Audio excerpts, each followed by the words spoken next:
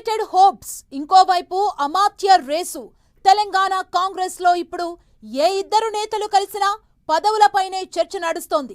CM Revanth Reddy, PCC chief Mahesh Kumar Goud, incharge Meenakshi Natarajan AICC అగ్రనేతలతో భేటీ కావడం నేతల్లో క్యూరియాసిటీని ఇంకా పెంచేసింది. క్యాబినెట్ షఫ్లింగ్, నామినేటెడ్ పదవులకు హైకమాండ్ లైన్ క్లియర్ చేసిందా? సర్ ప్రక్రియ ముగియగానే పదవుల పందేరం స్టార్ట్ కానుందా? నేతల వెయిటింగ్ కి శ్రావణంలో ఫుల్ స్టాప్ పడేనా? అధిష్టానం రైట్ టిక్ ఎవరికి, చెక్ ఎవరికి?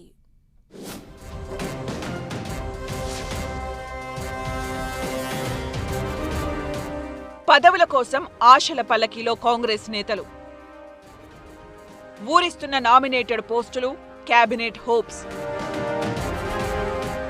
అధిష్టానం పెద్దలతో సీఎం, పీసీసీ చీఫ్, రాష్ట్ర ఇన్ఛార్జ్ భేటీ. ఈ శ్రావణ మాసంలో పదవుల పంపకం పక్కానా? అధిష్టానం ఓకే చెప్పిందా? ఆశావహుల్లో టెన్షన్. తెలంగాణలో కాంగ్రెస్ సర్కార్ కొలువుదీరి 2.5 ఏళ్లు పూర్తయింది. ఇక మిగిలింది 2.5 ఏళ్లు మాత్రమే. రానున్న కాలం ఎన్నికల సమయం కాబట్టి ఏదో ఒక కీలకమైన పోస్టు దక్కించుకోవాలని చోటా మోటా నేతలంతా ఉవ్విళ్లూరుతున్నారు. ఇప్పటికే మొదటి విడతలోని 37 కార్పొరేషన్ల పదవీకాలం ముగిసి 15 రోజులు అయిపోతుంది. పాత కొత్త వాటిని కలిపి ఏకకాలంలో పెద్ద మొత్తంలో నామినేటెడ్ పదవుల్ని భర్తీ చేయాలని రాష్ట్ర ముఖ్య నేతలు భావిస్తున్నారు. ఇలా మొత్తం మీద 70కి పైగా కార్పొరేషన్లను భర్తీ చేయడానికి కొంత కసరత్తు చేశారట. వారం రోజుల క్రితం ఇన్ఛార్జ్ మీనాక్షి నటరాజన్ ముఖ్య నేతలతో జరిపిన చర్చల తర్వాత ఒక రిపోర్టు తయారు చేశారట. ఆ నివేదికపై పార్టీ అధిష్టానం పెద్దలతో డిస్కస్ చేసేందుకే ఏఐసీసీ ప్రముఖులతో భేటీ అయినట్లు తెలుస్తోంది. నామినేటెడ్ పదవుల విషయంలో నేతల నుంచి రాష్ట్ర ప్రభుత్వ పెద్దలపై తీవ్ర ఒత్తిడి పెరుగుతోందట. అధికారంలోకి రావడానికి కష్టపడిన నేతలంతా పదవులు ఆశిస్తుండగా మరోవైపు ముఖ్య నేతలందరూ తమ అనుచరులను అకామిడేట్ చేయించుకోవాలని పావులు కదుపుతున్నారట.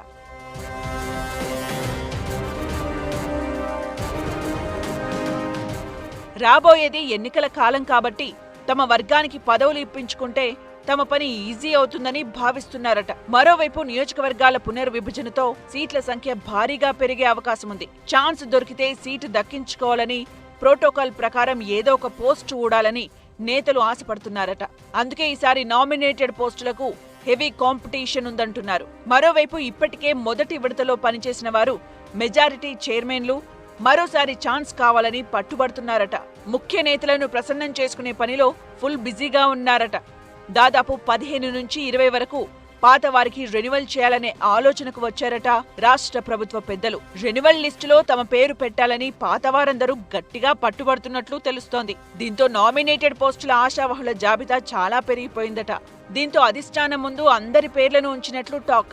అయితే పార్టీ కోసం పనిచేసిన నేతలకు పదవులు కట్టబెట్టాలని, పార్టీకి బలమైన వాయిస్ గా ఉన్న లీడర్లకు రెన్యువల్ చేయాలని ఒక నిర్ణయానికి వచ్చినట్లు తెలుస్తోంది. రాష్ట్ర పెద్దల ఆలోచనలకు తగ్గట్లుగానే ఏఐసీసీ ప్రముఖులు పలు సూచనలు చేసినట్లుగా చర్చించుకుంటున్నారు. ఇక ఎంతో కాలం నుంచి ఎదురు చూస్తున్న కేబినెట్ విస్తరణపై కూడా అధిష్టానం పెద్దలతో సీఎం, పీసీసీ చర్చించినట్టు తెలుస్తోంది. మంత్రివర్గంలో 2 బెర్తులు ఖాళీగా ఉన్నాయి. వీటి కోసం దాదాపు 1/2 డజన్ మంది నేతలు తీవ్రంగా పోటీ పడుతున్నారు. ఈ విషయంపై కూడా హైకమాండ్ పెద్దలతో డిస్కషన్ చేశారట.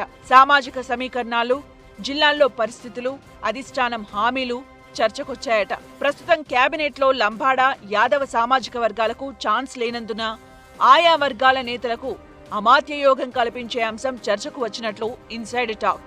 అయితే ఇప్పటికే 2.5 ఏళ్లు పూర్తయిన నేపథ్యంలో ఎలక్షన్ టీంను, పైగా తన టీంను రెడీ చేసుకోవాలని CM Revanth Reddy భావిస్తున్నారట.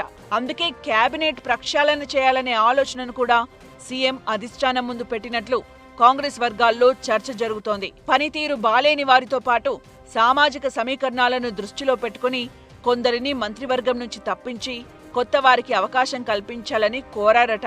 CM, PCC chief, రాష్ట్ర పార్టీ ఇన్ఛార్జ్ హస్తిన పర్యటనతో కాంగ్రెస్ లో పదవుల పందేరం హాట్ టాపిక్ గా మారింది.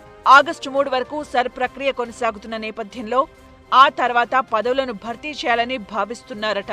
పైగా శ్రావణ మాసం కూడా వస్తుండటంతో ఆగస్టు 3 నుంచి ఆగస్టు 13 వరకు నామినేటెడ్ పదవులపై ఓ నిర్ణయానికి రావాలని డిసైడ్ అయ్యారట. కేబినెట్ ప్రక్షాళనకు సంబంధించి ఏఐసీసీ పెద్దలతో మరోసారి చర్చించే అవకాశముందట.